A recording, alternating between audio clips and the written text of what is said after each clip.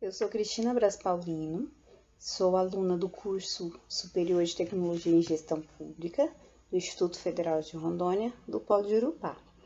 Venho apresentar a atividade de percurso 2 da disciplina Políticas Públicas e Desenvolvimento Regional, com a temática Como fazer o monitoramento e avaliação das políticas públicas em seu município.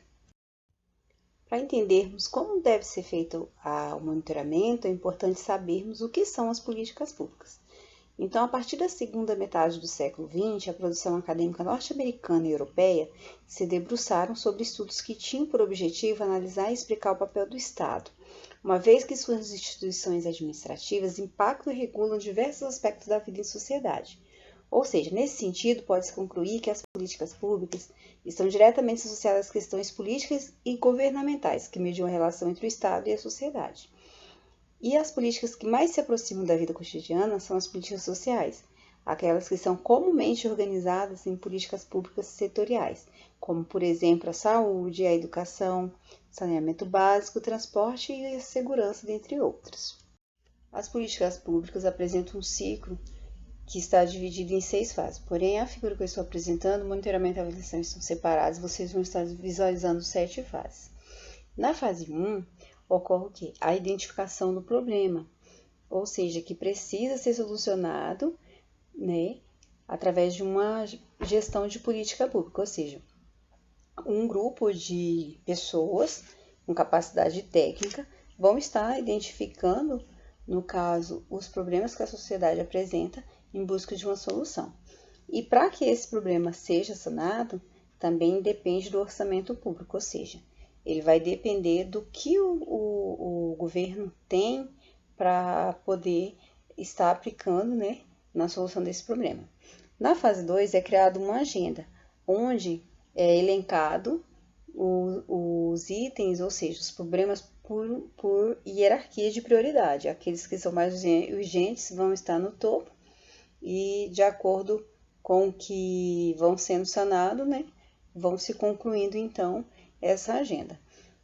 Na fase 3, existe o quê? A formulação de alternativas através dos gestores que identificam quais são as soluções que foram encontradas para sanar o problema.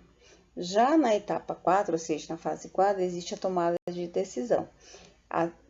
Foram articuladas inúmeras formulação de alternativas para soluções e agora eles verificam qual é a solução mais plausível, ou seja, aquela que mais se adequa para a resolução do problema. Já na fase 5, ou seja, a política pública ela já está criada e ela é discutida e se verifica o quê? A necessidade de alguma implementação para que ela tenha eficácia. Já na fase 6, onde é feito o monitoramento por parte tanto dos gestores, né, para observar se a política pública em questão ela conseguiu alcançar a eficiência, né, e a sua eficácia e também a sua efetividade frente ao problema que foi identificado na sociedade. A avaliação, no caso aqui, como ela está separada, é a 7ª fase. Ela é uma das fases importantes porque nesse momento tanto a gestão quanto a sociedade, ela pode estar o quê? Fiscalizando e verificando a aplicação dessa política dentro do contexto, né, social, ou seja, se ela atende realmente à necessidade que a sociedade apresentou. E também a compreensão do funcionamento do Estado, ela se torna essencial para que os cidadãos eles consigam verificar se o trabalho, né, que foi desempenhado pelos os servidores públicos envolvidos nesse processo foi capaz de solucionar o problema que foi apresentado. E também é através daqui que vai estar exercendo o poder de cidadania, que é o controle social, né, que cada indivíduo tem sobre o Estado. A política pública que eu apresento do município de Urupá é a estratificação de idosos pelo Índice de Vulnerabilidade Funcional, o IVCF-20, que é um questionário, né, que tem como público-alvo idosos acima de 60 anos. Esse questionário ele serve para estratificar idosos atendidos pelas equipes de atenção primária à saúde, pertencentes à estratégia de saúde da família e também que integram o Sistema Único de Saúde, o SUS. O objetivo é estratificar idosos com comprometimento da sua capacidade funcional, identificando quais são os fatores de riscos que podem comprometer a saúde do idoso e, deste modo, direcionar os recursos, tanto financeiros, humanos, farmacêuticos, dentre outros, que estão disponíveis pelo município para a melhoria da assistência integral desses idosos que residem aqui.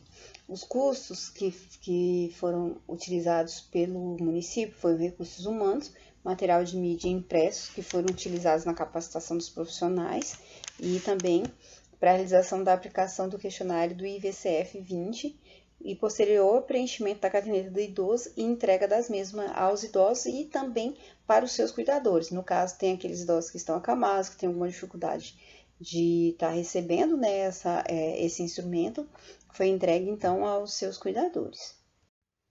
O que é o IVCF 20? Ele consiste em um questionário que contempla aspectos multidimensionais da condição de saúde do idoso, que é constituído por 20 questões distribuídas em 8 seções, que vai da idade, a autopercepção da saúde, incapacidades funcionais, que são aquelas onde se verifica se a pessoa ele consegue tomar banho sozinho, se ele consegue escolher o que ele vai comer, verifica a capacidade de cognição, se ele está orientado no tempo e espaço, também verifica o humor, ou seja, para identificar algumas doenças como depressão, ansiedade, e verifica a capacidade de mobilidade desse idoso, ou seja, se ele consegue dirigir, se ele é capaz de pegar um ônibus, ir ao banco, fazer as suas compras, e também como esse idoso está se comunicando, porque muitos ficam sequelados de alguma doença, exemplo do acidente vascular cerebral, então esses idosos vão ter dificuldade na fala, e outros em movimentos, em gestos, e também quais são as comorbidades que esses idosos estão apresentando. A exemplo ali das múltiplas, a gente pode citar a hipertensão arterial, por exemplo, e também está acometido de diabetes. Cada sessão tem uma pontuação específica, que perfaz um valor máximo de 40 pontos. E quanto mais alto for o valor obtido pelo idoso avaliado pelo IVCF 20, maior o risco de vulnerabilidade clínico-funcional desse idoso, ou seja, maior a incapacidade desse idoso frente a atividades simples do seu cotidiano, como tomar um banho sozinho, tomar um copo de água e se alimentar. Para encerrar essa apresentação, eu trago uma frase de Émile Durkheim, um sociólogo, um filósofo da Idade Moderna.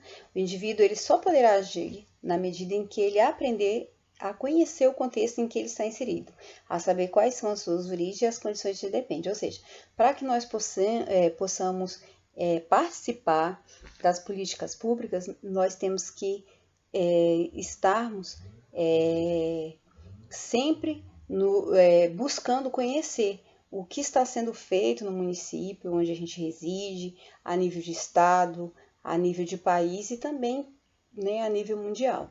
Porque a partir do momento que o indivíduo busca saber como que está o contexto em que ele está, da sociedade que ele está inserido, ele vai saber também quais são as origens dos problemas a quais, e também as condições que ele vai se impor no caso e que ele vai depender para estar vivendo.